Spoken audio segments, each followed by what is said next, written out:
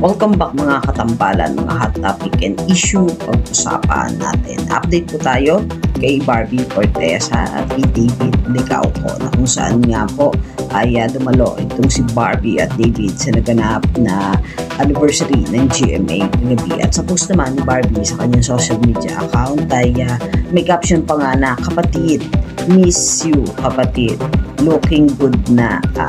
Ayan, ito po nga po ay ang tinutukoy niya ay si Seth na kaibigan nitong si Barbie. At pinost din nitong si Barbie sa kanyang social media account yung ginawa nilang marathon ni Jameson na kung saan nga tumakbo sila ng 10 kilometer. At isa pa doon sa post itong si Barbie ngayon ay yung mga may init na kaganapan sa Beauty Empire na kung saan niya pinapalabas sa PU. At isa pa nga doon sa post itong si Barbie ay yung may caption na, "Thank you Mariko, love you." Ayan, at nagpapasalamat nga siya kay Kaylin Alcantara doon sa kape na iniinom nga nitong si Barbie. Samantalang si David naman po kanina ay nag-guest nga po sa It's Showtime. At nakakatuwa nga itong si David dahil game na game nga itong si David doon sa pagsasayaw kung saan nga ay tinuro sa kanya ni Joe. Nakilig nga nitong si David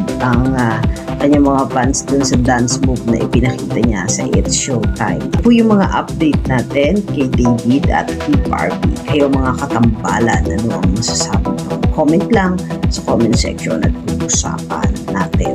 Yan ang mga hot topic and issue dito lamang sa Tambalang JK.